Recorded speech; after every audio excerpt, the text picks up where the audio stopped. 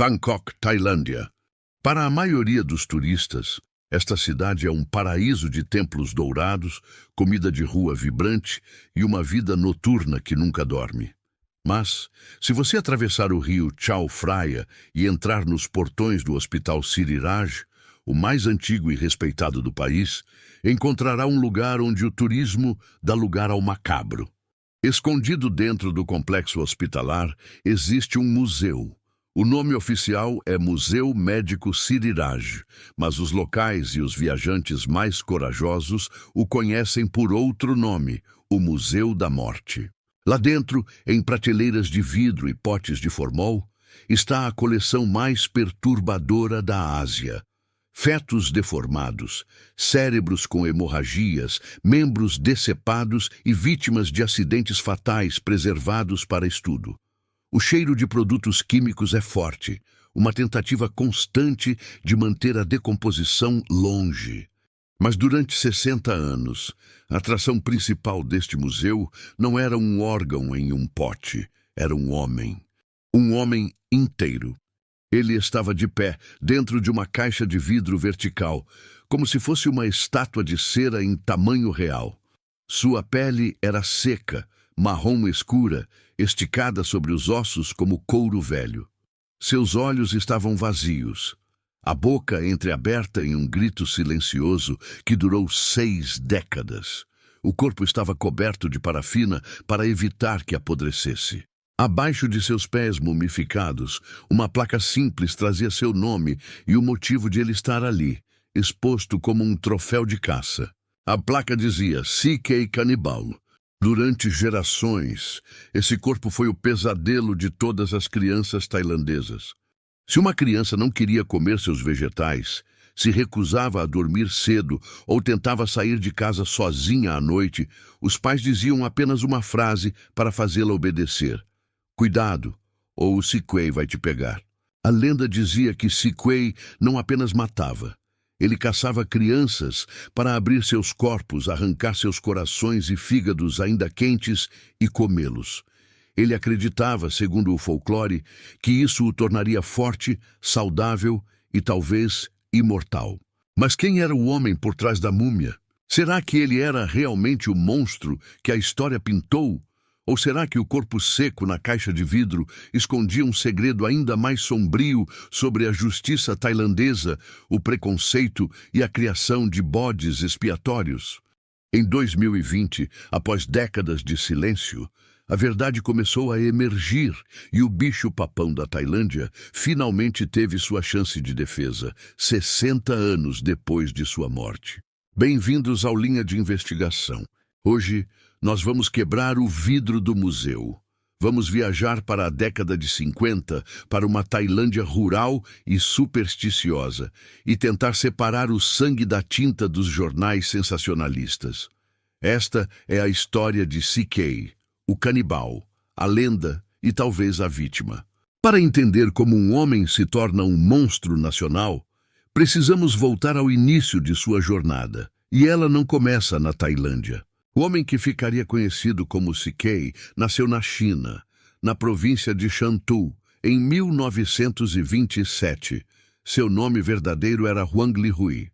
Ele cresceu em uma época de fome e guerra. A China estava sendo devastada pela Segunda Guerra Mundial e pela invasão japonesa. A comida era escassa. A morte era uma companheira diária. Dizem os registros, ou as lendas criadas depois, que foi durante a guerra, lutando como soldado contra os japoneses, que C.K. teve seu primeiro contato com o canibalismo. Cercado, faminto, sem ração, ele teria sido forçado a comer carne humana para sobreviver. Se isso é verdade, ou apenas parte do mito criado para demonizá-lo, nunca saberemos com certeza. Mas sabemos que a guerra deixou marcas profundas em sua psique. Em 1944, fugindo da pobreza e do caos do pós-guerra, C.K., como milhares de outros chineses, migrou para a Tailândia em busca de uma vida melhor. Ele chegou sozinho, um jovem franzino baixo que mal sabia falar tailandês. Ele era o retrato do imigrante vulnerável. Ele trabalhou como jardineiro, como carregador, fazendo qualquer trabalho braçal que aparecesse. Ele viajou de província em província, sempre vivendo à margem da sociedade. Ele era quieto, solitário. As pessoas o descreviam como um homem estranho que olhava para o chão, que comia pouco. A xenofobia da época jogava contra ele. Ele era o outro. O estrangeiro pobre que não falava a língua, o alvo perfeito para a desconfiança. A década de 50 na Tailândia foi uma época de transição. O país estava se modernizando, mas as áreas rurais ainda viviam sob regras antigas. E foi nessas áreas, entre 1954 e 1958, que o terror começou. Crianças começaram a desaparecer. Não eram adolescentes fugitivos. Eram crianças pequenas, entre 5 e 11 anos, meninos e meninas que saíam para brincar perto de casa ou para comprar doces na venda da esquina e nunca mais voltavam. Quando os corpos eram encontrados, se eram encontrados, a cena era de um filme de horror. As crianças não tinham apenas sido mortas, elas tinham sido evisceradas. Havia cortes precisos no abdômen e no peito, e faltavam órgãos. Em alguns casos, o coração havia sido removido, em outros, o fígado. A notícia se espalhou como fogo em palha seca. Um espírito devorador de órgãos do folclore tailandês parecia ter ganhado forma humana. Os jornais, sedentos por vendas, começaram a criar a imagem do monstro. Eles diziam que o assassino bebia o sangue das crianças, que ele cozinhava os fígados com ervas para curar sua tosse crônica. A histeria coletiva tomou conta do país. Mas a polícia precisava de um nome. Eles precisavam de um rosto para acalmar a população aterrorizada. A investigação patinava. Não havia tecnologia de DNA, não havia câmeras de segurança. Havia apenas o medo e a pressão política para resolver os casos ontem. O ponto de virada aconteceu em 1958, na província de Rayong. Um menino chamado Sombun Bunyakan saiu de casa para comprar vegetais. Ele tinha 8 anos. Horas se passaram e Sombun não voltou. O pai, desesperado, saiu à procura do filho. Ele sabia que um homem chinês, um jardineiro estranho, trabalhava em um pomar próximo. O instinto, ou talvez o preconceito, levou o pai até lá. Ao chegar ao local onde CK vivia, uma cabana simples no meio das árvores, o pai encontrou uma cena que selaria o destino do imigrante para sempre. CK estava lá, e ele estava tentando queimar algo. Havia uma fogueira de folhas secas e galhos, e no meio do fogo, o pai viu o corpo parcialmente queimado de seu filho, Sombun. O menino estava morto. E segundo os relatórios policiais da época, o corpo apresentava as marcas características: o peito aberto, órgãos removidos. Siquei foi preso em flagrante. Ele não resistiu. Ele parecia confuso, aterrorizado. Um homem pequeno cercado por policiais furiosos e moradores locais que queriam linchá-lo ali mesmo. Para a polícia, aquele foi o momento eureka. Eles não tinham apenas pegado o assassino de Sombun, eles tinham encontrado o bode expiatório perfeito para todos os crimes não solucionados dos últimos 4 anos. Eles olharam para aquele homem magro, estrangeiro, que mal falava tailandês e decidiram. Foi ele. Ele matou todos eles. O que aconteceu depois da prisão de CK é um estudo sobre como a justiça pode ser distorcida pela necessidade de respostas rápidas. CK foi levado para interrogatório. Lembrem-se, ele não falava bem o idioma. Ele não tinha advogado. Ele estava sozinho em um país que o odiava. Durante dias, ele foi interrogado intensamente. A polícia apresentou a ele casos de outras províncias. O assassinato de uma menina em Bangkok. O desaparecimento de um menino em Nakhon Pathom. Crimes que aconteceram a centenas de quilômetros de onde ele estava. E, milagrosamente, CK confessou tudo. Ele confessou ter matado 7 crianças. Ele confessou ter removido os órgãos. Ele confessou, segundo as transcrições policiais, que gostava do sabor, que comia os órgãos porque acreditava que isso o deixava mais forte. A confissão foi o banquete da mídia. O canibal chinês confessa. Ele comia corações para ficar forte. A imagem de CK, bocejando durante o julgamento, foi publicada nos jornais com a legenda: "O monstro está com fome." Eles transformaram um homem cansado e possivelmente doente em uma besta voraz. Ninguém questionou se ele entendeu as perguntas. Ninguém investigou se ele foi torturado para confessar. Ninguém checou os álibis dele para os dias dos outros crimes. A narrativa era perfeita demais. O estrangeiro malvado, o canibal, o bruxo, CK foi condenado à morte. Em 16 de setembro de 1959, ele foi colocado diante de um pelotão de fuzilamento. Ele não disse últimas palavras memoráveis. Ele morreu como viveu, confuso, sozinho e amedrontado. Os tiros ecoaram e o corpo caiu. Normalmente, a história de um criminoso termina aqui. O corpo é enterrado ou cremado e a sociedade segue em frente. Mas com CK, a morte foi apenas o começo de sua segunda vida, uma vida eterna como objeto de museu. A Universidade de Medicina Siriraj pediu o corpo. Eles alegaram que queriam estudar o cérebro dele. Queriam ver se havia alguma anomalia física que explicasse a maldade pura, o canibalismo. Eles abriram o crânio dele. Não encontraram nada de diferente. Era um cérebro humano normal. Mas em vez de devolver o corpo para um enterro digno, eles tomaram uma decisão que hoje nos parece bárbara. Eles decidiram preservá-lo. Injetaram formol. Cobriram a pele com cera de parafina para que ela não ressecasse demais, mas ficasse dura e preservada.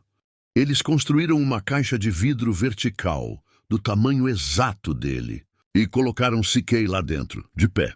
Colocaram a etiqueta, CK Canibal. E assim, o imigrante chinês Wang Lihui deixou de ser humano. Ele se tornou uma atração turística. Durante 60 anos, estudantes de medicina riam dele. Turistas tiravam fotos macabras. Crianças eram levadas em excursões escolares para olhar para o bicho-papão e aprender o que acontece com quem é mau. Ele ficou lá, imóvel, observando o mundo mudar através do vidro. Ele viu a Tailândia se modernizar, viu a tecnologia avançar. Mas ele permaneceu preso em 1959, congelado em sua infâmia. Ninguém parou para perguntar, e se ele não fez tudo isso? Ninguém parou para olhar os registros antigos.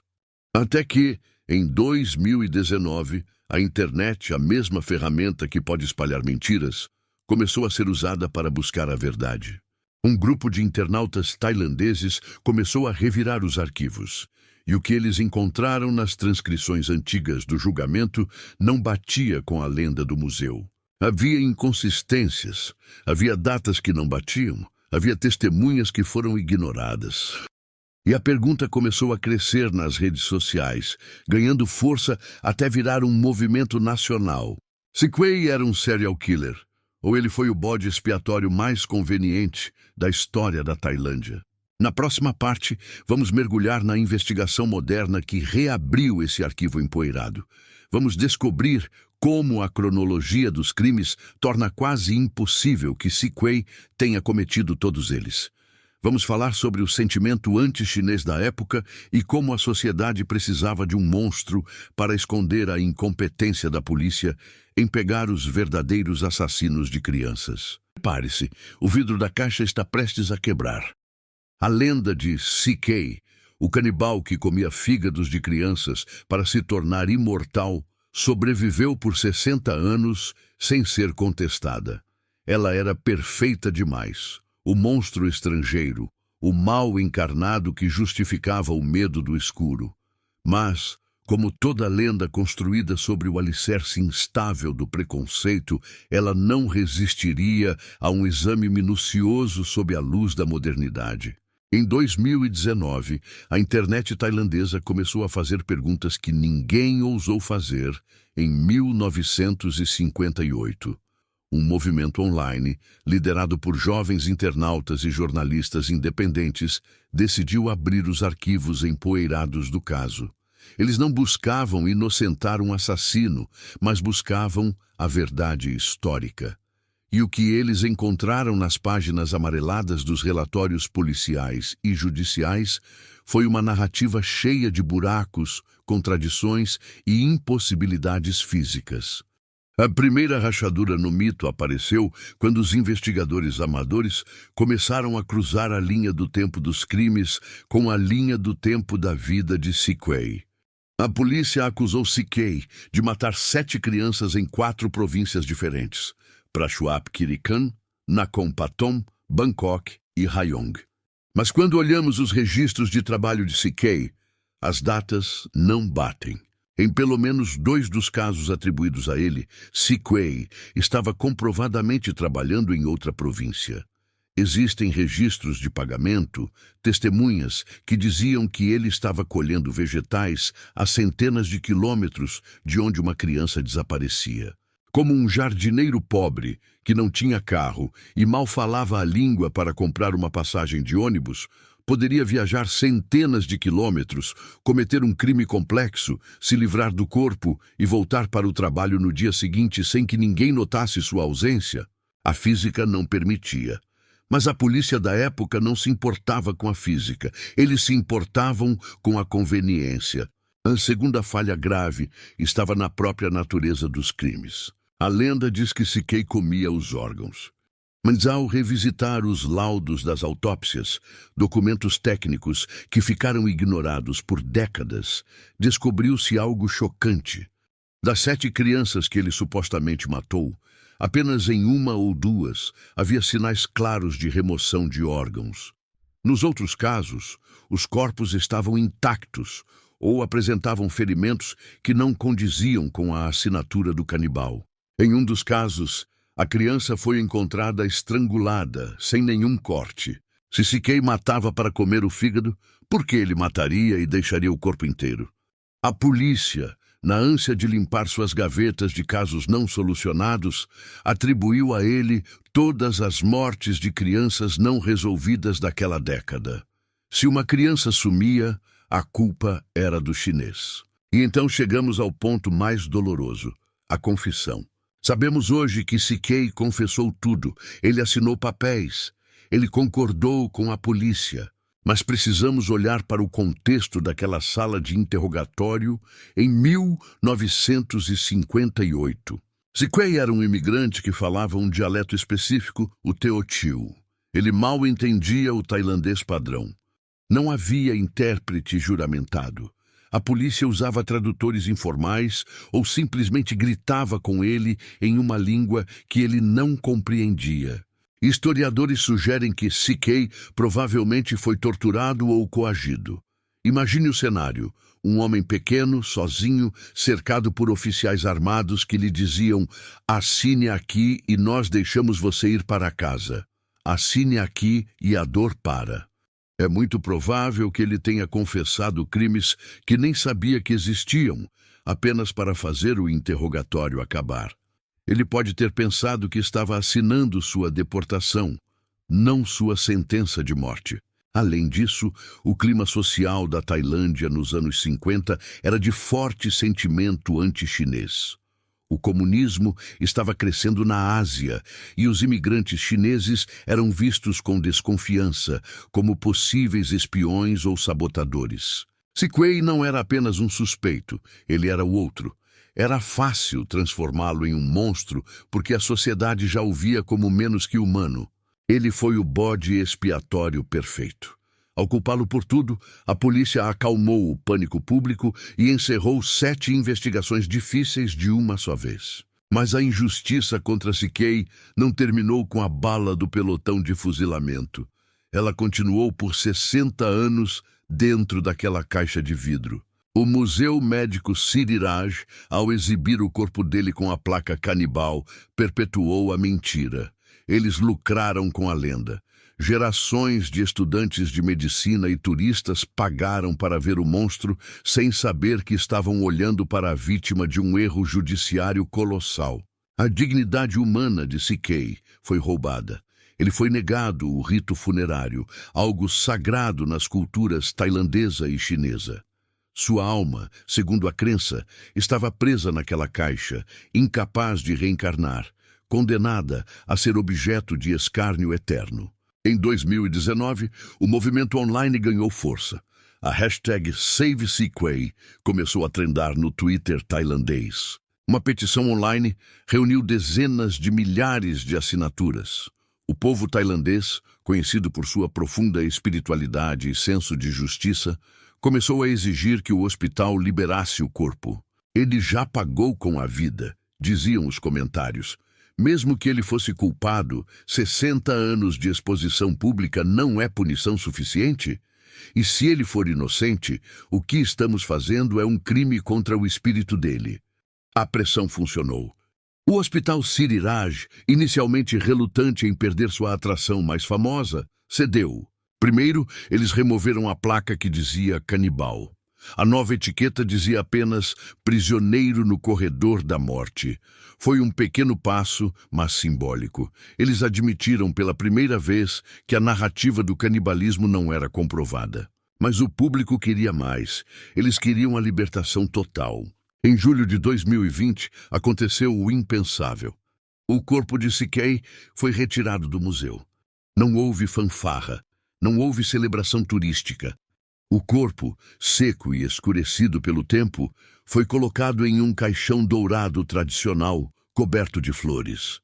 Uma cerimônia budista foi realizada no templo Wat Bang Prek Thai, o mesmo templo onde os prisioneiros executados costumavam receber seus últimos ritos. Monges de mantos laranjas entoaram cânticos para guiar a alma perdida de Huang Lihui. Atores que haviam interpretado CK em novelas e filmes compareceram para pedir perdão por terem ajudado a espalhar a lenda do monstro. Moradores da cidade de Tapsakai, onde CK viveu e trabalhou, viajaram para o funeral. Eles trouxeram evidências de que, na época, ele era conhecido como um homem quieto e gentil, que ajudava nos templos. Eles queriam limpar o nome da sua cidade e do homem que conheceram.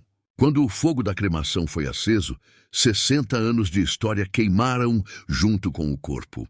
A fumaça subiu aos céus de Bangkok, levando consigo o mito do bicho-papão. CK finalmente estava livre, não livre da acusação de assassinato. O caso do menino Sombun, onde ele foi pego queimando o corpo, ainda é debatido. Pode ter sido ele, ou ele pode ter sido pego tentando se livrar de um corpo que encontrou, com medo de ser culpado. Nunca saberemos a verdade absoluta sobre aquele dia específico.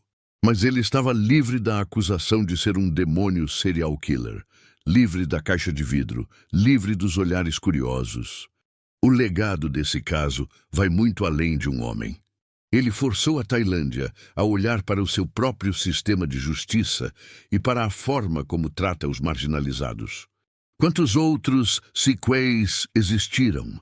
Quantos imigrantes, pobres e sem voz, foram condenados para satisfazer a sede de sangue de uma multidão assustada?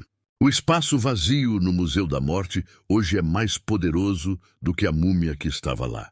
É um lembrete de que a verdade, por mais enterrada que esteja, por mais antiga que seja, tem o hábito teimoso de vir à tona.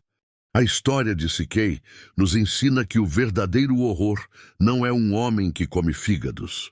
O verdadeiro horror é o que nós, como sociedade, somos capazes de fazer com um ser humano quando decidimos desumanizá-lo. Nós o matamos. Nós o embalsamamos, nós o exibimos e contamos mentiras sobre ele para assustar nossas crianças. Quem é o verdadeiro monstro dessa história? O homem na caixa ou as pessoas que o colocaram lá? Este foi o Linha de Investigação. O caso de CK encerra nossa jornada pelos mistérios da Ásia de hoje, mas também abre uma porta para a reflexão.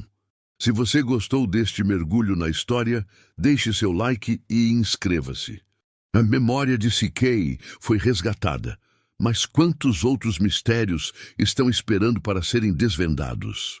Eu sou o Linha de Investigação e vejo você na próxima investigação.